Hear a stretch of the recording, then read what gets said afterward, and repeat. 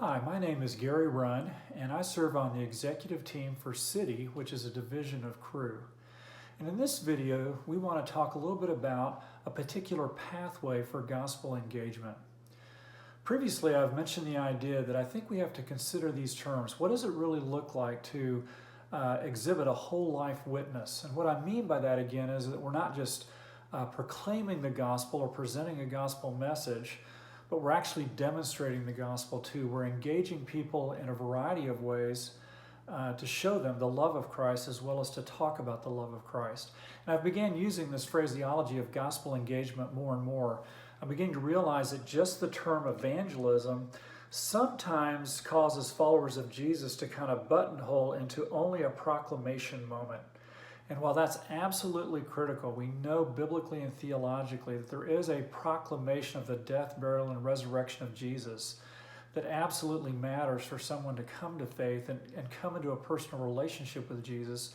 There's even more surrounding that especially in our 21st century reality matters to how people can actually receive and hear that gospel proclamation. So that's why I've used these terms of gospel engagement to broaden and to help normalize how we talk about Jesus in our everyday life. I mentioned too in a previous video that we commissioned some very robust research nationally where we asked people to respond to how they can think about and consider the person of Jesus, the teachings of Christ, Christianity. And we received a lot of good data in that. And one of the things that came to be revealed through that research was this idea of a pathway. And sometimes I'm asked, what's the pathway of conversation to have around spirituality, to talk about Jesus?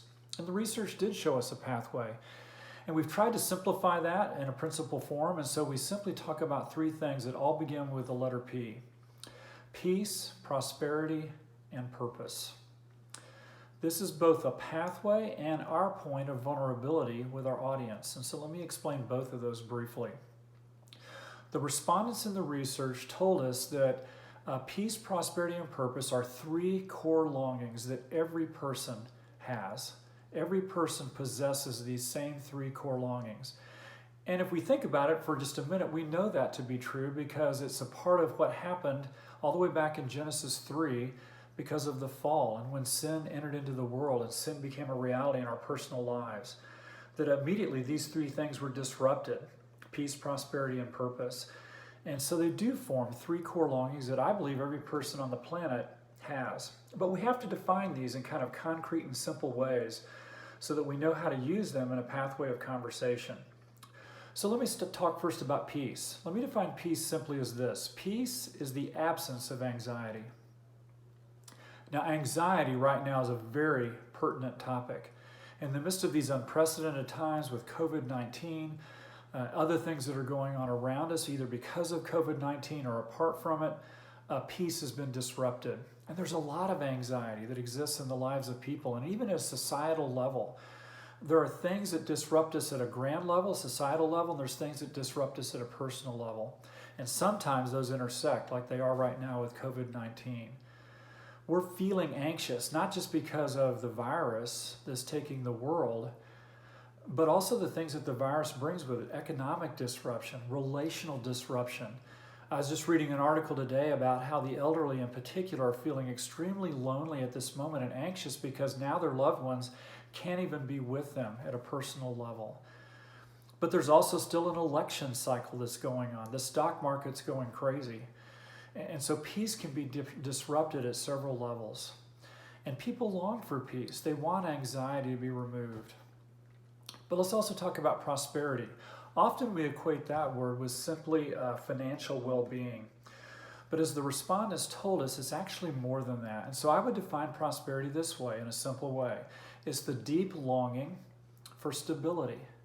If peace is the absence of anxiety, prosperity is the longing for stability. And it's beyond financial. It's stability of relationships, it's stability of home life, it's stability of work life. It's everything that we count as what makes life stable. People long for that level of prosperity, and right now those things are colliding. There's anxiety about the COVID virus, and the COVID virus is disrupting even our financial stability, in some cases our home life stability. And so that's another aspect of what people always long for. And the third one, purpose. And I would simply define purpose as the deep desire for meaning, to know that our lives matter, to know that somehow we exist for a purpose and that we can make a difference, that's deep inside every person. So peace, prosperity, and purpose, the absence of anxiety, the longing for stability, and the deep desire to know that we matter and we can make a difference. But the respondents also told us that this is a pathway to conversation, and these are ever-increasing levels of intimacy, meaning these are like concentric circles. Here's what it really means. The easiest place to start is always around peace. It's always around this idea of the desire for an absence of anxiety. That's the easiest place to start. It's the front door, if you will, or the front porch to the house. And then as we move towards prosperity and that longing for stability, that's a little more intimate. That gets us into a little more intimate conversation. Then when you get to purpose, why do we exist? What's the meaning of our lives? We want to matter. That gets to a very intimate space in our lives. And so the respondents told us that this is the proper pathway. Begin with those things that are most common and move towards intimacy. Now, if you think about most of our evangelistic presentations that exist today, many of them which were created in the 70s, 80s, maybe the 90s, almost all of them jump straight to purpose. They jump straight to meaning. And in some cases, when they were created, that was appropriate. There was more of a theological construct for how people could consider the good news, the gospel message. But that construct doesn't exist near as much today. And so the respondents were telling us there's a way to go towards meaning, to go to the most intimate part of my life. And so they're showing us this pathway of peace, then prosperity, then purpose. It's also, as I mentioned earlier, though, the pathway of vulnerability for us. In another video, you're going to hear something the research revealed about 5 behaviors that really matter. That reveals the pathway of deep empathy for us as followers of Jesus. But these 3 core longings reveal a pathway of vulnerability. In other words, we share in these same core longings with everybody else on the planet. We know Jesus. We know that we can bank on who he is and his character to meet us at those points of disruption. And so we understand and have a journey of how those things can be met, those longings can be fulfilled. But we're no different. In other words, am I still anxious today about different aspects of COVID-19? Absolutely. I can tell you right now that my wife and I are concerned about her parents who are in their 80s and living in Houston. And we know if that virus comes to their living environment, which is a congregate environment, there's a great chance that they could be impacted by that and become infected with the virus.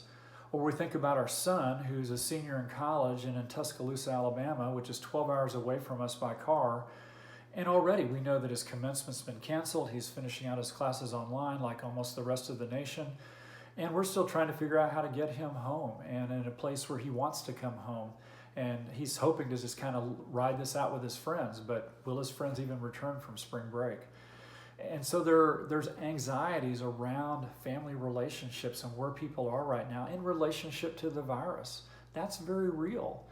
And yes, we know that Jesus will meet us at those points of anxiety, but we share in them too. We're no different in that regard than any other person.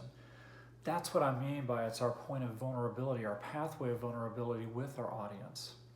And so we should be the ones that go first. People always ask, well, what does this look like in practicality? Well, it could still be through digital engagement as you're checking on neighbors or friends, maybe through text or email or other social media outlets. It could still be over that 6-foot barrier of a personal conversation over the fence. But it might be, hey, you know, we're still really concerned about Carrie's parents that are living in Houston. What are you anxious about? How's this thing disrupting your life? It becomes a normal conversation to talk about points of anxiety, which then might lead to further conversations around spirituality and how Jesus can meet us at this point of needs and how a relationship with Jesus can actually begin to fulfill those core longings. So we should be the ones to go first. We should take that path of vulnerability, and we should pay attention to those ever-increasing concentric circles of meaning, beginning with anxiety and peace, moving towards stability and prosperity, finally getting to what it really means to have purpose in life, to know that we actually matter. So these are some things I think you can easily consider that was revealed in the research that does become a pathway of conversation for us. Thanks.